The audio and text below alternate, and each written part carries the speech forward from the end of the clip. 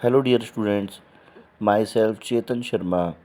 Welcome to my YouTube channel commerce कक्षा। आज commerce कक्षा में हम बात करने वाले हैं मैक्रो इकोनॉमिक्स के एक इजी चैप्टर की, जिसका नेम है फॉरेन एक्सचेंज। जो फॉरेन एक्सचेंज चैप्टर है उसका सीबीएसई में वेटेज 3 to 4 मार्क्स का है। बहुत इजी चैप्टर है। जैसे मनी के बोनस मार्क्स है वैसे इस चैप्टर के भी बोनस मार्क्स है। तो स्टार्ट करते हैं हम आज चैप्टर फॉरेन एक्सचेंज। चैप्टर में देखो फर्स्ट क्वेश्चन आता है, what do mean by foreign exchange, विदेशी विनिमय क्या है। तो इसका हम आंसर लिखेंगे कि देखो हमारे देश की करेंसी के अलावा जो बाकी सारी देशों की करेंसीज हैं वो हमारे लिए फॉरेन एक्सचेंज है।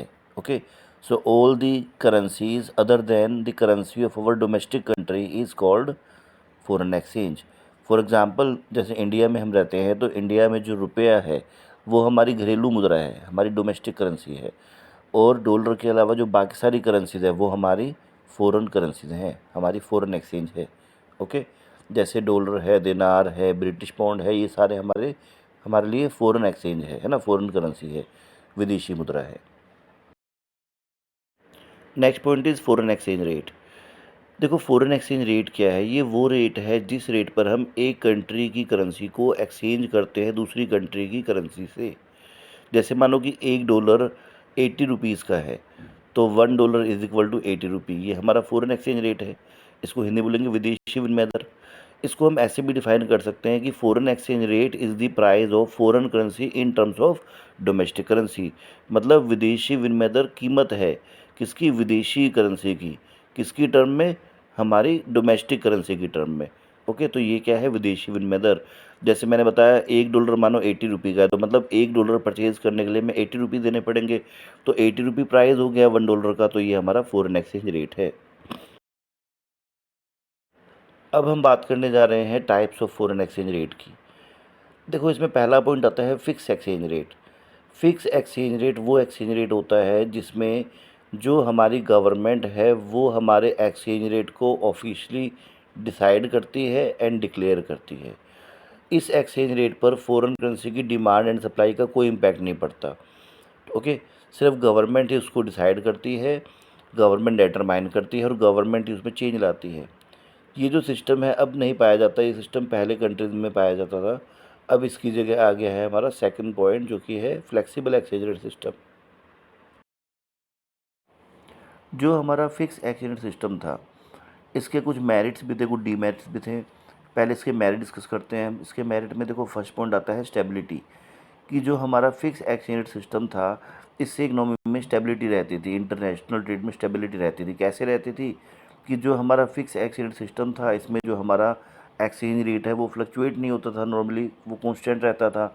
अब जब वो कांस्टेंट रहता था तो जो रिस्क था इंटरनेशनल पेमेंट्स में, इंटरनेशनल रिसिप्ट्स में, वो नहीं होता था, जिससे स्टेबिलिटी रहती थी।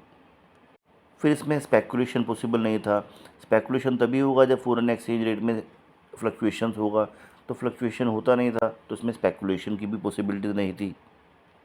और ये इंटरनेशनल ट्रेड को प्रमोट करता था। प्रमोट कैसे करता था, जो मैंने पहले बात बताई कि देखो फ्लक्चुएशन नहीं होगी फॉरेन एक्सचेंज रेट में तो हमारा जो रिस्क है वो बहुत कम रहेगा। अब जब फॉरेन ट्रेड में रिस्क कम था तो उससे फॉरेन ट्रेड प्रमोट होता था। ओके, अब हम बात कर रहे हैं इसके डीमेरिट्स की। तो डीमेरिट्स में हमारे इसमें फर्स्ट पॉइंट आता है need to hold foreign reserves. देखो होता क्या था कि हर कंट्री को अपनी फॉरेन एक्सचेंज को डिटरमाइन करने के लिए फॉरेन एक्सचेंज के रिज़र्व रखने पड़ते थे। जिस कंट्री के पास रिज़र्व ज़्यादा होते थे उस कंट्री की करेंसी का वैल्यू ज़्यादा होता था। फिर इसका जो सेकेंड डिमेरिट आता है वो आता है कि जो फिक्स एक्सचेंज रेट सिस्टम था इससे क्या था, इसमें ना जो हमारा बैलेंस ऑफ पेमेंट था, जो हम नेक्स्ट चैप्टर में बात पढ़ेंगे, उसमें बैलेंस ऑफ पेमेंट में ऑटोमेटिक एडजस्टमेंट नहीं हो पाता था। जैसे अभी तो क्या होता है कि डिमांड सप्लाई हर प्रॉब्लम को सॉल्व कर लेती है, ऑटोमेटिक एडजस्टमेंट प्रोसेस हो जाता है हमारा। लेकिन जब हमारा फिक्स एक्सचेंज सिस्टम था तो उससे हमारा बीओपी जो है वो ऑटोमेटिकली ठीक नहीं होता था। और लास्ट डिमेरिट आता है इसमें हमारा कि हमारा जो एक्सटर्नल सेक्टर है, जो हमारा फॉरेन सेक्टर है, उस पर डिपेंडेंसी हमारा बढ़ता चला जा रहा था। अब हम बात कर रहे हैं फ्लेक्सिबल एक्सचेंज रेट सिस्टम की। देखो फ्लेक्सिबल एक्सचेंज रेट सिस्टम वो एक्सचेंज रेट सिस्टम है जिसमें हमारी एक्सचेंज रेट को हम डिटरमाइन करते हैं फॉरेन करेंसीज़ की डिमांड एंड सप्लाई से। जहाँ पर फ़ॉरेन करेंसी की डिमांड एंड सप्लाई बराबर हो जाती है वहाँ पर हमारा फ़ॉरेन एक्सचेंज रेट डिटरमाइन हो जाता है। और जैसे जैसे फ़ॉरेन एक्सचेंज की डिमांड में सप्लाई में चेंज आता है वैसे वैसे हमारी एक्सचेंज रेट भी ऊपर नीचे अप है ना, अप एंड डाउन होता रहता है उसमें। ओके, इसमें गवर्नमेंट का कोई रोल नहीं होता, सब कुछ जो फ़ॉरेन करेंसीज़ की डिमांड है सप्लाई है उस पर हम छोड़ देते हैं। ओके, होता क्या है कि देखो जहाँ पर फ़ॉरेन करेंसी की डिमांड एंड सप्लाई बराबर होगी वहाँ पर हम फ़ॉरेन एक्सचेंज को डिटरमाइन करेंगे और इसी रेट को हम इक्विलिब्रियम रेट ऑफ एक्सचेंज भी कहते हैं। ओके, अगर हम फ्लेक्सिबल एक्सचेंज सिस्टम के मेरिट्स की बात करें तो इसमें पहला हमारा मेरिट आता है कि अब गवर्नमेंट को फ़ॉरेन करेंसीज़ के रिज़र्व बनाने की कोई नीड नहीं पड़ती। ओके, अब जो हमारा बीओपी है वो ऑटोमेटिक एडजस्ट हो जाता है। जो हमारे रिसोर्सेज हैं उनका ऑप्टिमम एलोकेशन होता है सिस्टम में, इससे हमारी इकोनॉमी की एफिशिएंसी बढ़ती है। और साथ में जो ऑब्स्टेकल्स थे कैपिटल के ट्रांसफ़र में, इंटरनेशनल ट्रेड में, वो भी इससे दूर हो गए। इसके अगर हम डीमेरिट देखें तो इसका देखो फर्स्ट डीमेरिट आता है कि ये जो है स्पेकुलेशन को प्रमोट करा है। स्पेकुलेशन को प्रमोट कैसे करता है, क्योंकि देखो जैसे जैसे हमारी फ़ॉरेन करेंसीज़ की डिमांड सप्लाई में चेंज आएगा वैसे वैसे हमारी करेंसी का वैल्यू फ्लक्चुएट होता रहेगा। अब जब वो फ्लक्चुएट होता रहेगा तो फ्लक्चुएशन आने से स्पेकुलेशन प्रमोट होगा। साथ में इसका नेगेटिव इम्पैक्ट ये भी पड़ जाता है कि जो हमारे कैपिटल ट्रांसफ़र्स हैं, जो हमारा इंटरनेशनल ट्रेड है, उस पर भी इसका जो है एडवर्स इम्पैक्ट पड़ता है। ओके, अब हम बात कर रहे हैं मैनेज फ्लोटिंग सिस्टम की। देखो इसमें वर्ड आ रहा है फ्लोटिंग। फ्लोटिंग का मतलब क्या है? फ्लेक्सिबल। जो हमारा फ्लेक्सिबल एक्सचेंज रेट सिस्टम है उसी को हम फ्लोटिंग सिस्टम भी कहते हैं। इसमें क्या होता है, फ़ॉरेन करेंसी की डिमांड एंड सप्लाई से हम फ़ॉरेन एक्सचेंज रेट को डिटरमाइन करते हैं। जहाँ पर फ़ॉरेन करेंसी की डिमांड सप्लाई बराबर हुई वहाँ पर हमने एक्सचेंज रेट को डिटरमाइन कर दिया। और जैसे जैसे फ़ॉरेन करेंसी की डिमांड सप्लाई में चेंज आएगा वैसे वैसे हमारी करेंसी का वैल्यू अप एंड डाउन होता रहेगा। लेकिन जब ये अप एंड डाउन एक लिमिट के बियॉन्ड चला जाए, एक लोअर लिमिट, एक अपर लिमिट, उसके बियॉन्ड चला जाए, तो बीच में गवर्नमेंट आ जाती है, हमारा आरबीआई आ जाता है उसको मैनेज करने के लिए। तो उसको बोलते हैं मैनेज्ड फ्लोटिंग सिस्टम। ओके, मतलब कि है फ्लोटिंग सिस्टम बट बीच में गवर्नमेंट का इंटरवेंशन भी है, आरबीआई का कंट्रोलिंग भी है ना, कि वो उसको जैसे ही वो बियॉन्ड लिमिट जाएगा हमारी कंट्री पे, जैसे उसका नेगेटिव इम्पैक्ट पड़ना स्टार्ट होगा वैसे उसको वो कंट्रोल कर देगा। तो ये हमारा मैनेज फ्लोटिंग सिस्टम है। आज के टाइम में हम अपने फ़ॉरेन एक्सचेंज रेट को कैसे डिटरमाइन करते हैं? तो देखो कैसे लिखेंगे, फ्लेक्सिबल एक्सचेंज रेट सिस्टम है अभी, और फ्लेक्सिबल एक्सचेंज रेट सिस्टम में हम फ़ॉरेन एक्सचेंज को डिटरमाइन करते हैं market demand and market supply जो है फ़ॉरेन करेंसीज़ की उससे। जहाँ पर फ़ॉरेन करेंसी की market demand and market supply बराबर हो जाएगी वहाँ पर हम एक्सचेंज रेट को डिटरमाइन कर देंगे। एंड जैसे जैसे हमारा डिमांड में सप्लाई में फ़ॉरेन करेंसीज़ की चेंज आएगा वैसे वैसे हमारी फ़ॉरेन एक्सचेंज रेट भी अप एंड डाउन होती रहेगी, मूव होती रहेगी। और इसी रेट को हम इक्विलिब्रियम रेट ऑफ एक्सचेंज भी कहते हैं। ओके, तो जहाँ पर फ़ॉरेन करेंसीज़ की market demand and market supply बराबर हो जाएगी वहाँ पर हम एक्सचेंज रेट को डिटरमाइन कर देंगे। अब हम बात करेंगे डिमांड फॉर फ़ॉरेन एक्सचेंज की। देखो डिमांड फॉर फ़ॉरेन एक्सचेंज का मतलब क्या है? देखो इसका सिंपल सा मतलब ये है कि जब हमें फ़ॉरेन करेंसी में पेमेंट करनी होती है तो हम फ़ॉरेन करेंसी की डिमांड करते हैं। फ़ॉरेन करेंसी की डिमांड कौन करता है? हम करते हैं। और क्यों करते हैं? क्योंकि हमें फ़ॉरेन करेंसी में पेमेंट करना होता है। देखो फ़ॉरेन करेंसी के डिमांड के रीज़न क्या है? इसके रीज़न सिंपल सिंपल है। पहला रीज़न है कि जैसे अगर हमें अब्रॉड से कुछ परचेज़ करना है, अब्रॉड में इन्वेस्ट करना है, वहाँ पे घूमने जाना है, स्पेकुलेशन करना है, मतलब किसी भी तरीके से अगर हमें पेमेंट करना है फ़ॉरेन करेंसी में तो हम फ़ॉरेन करेंसी की डिमांड करेंगे।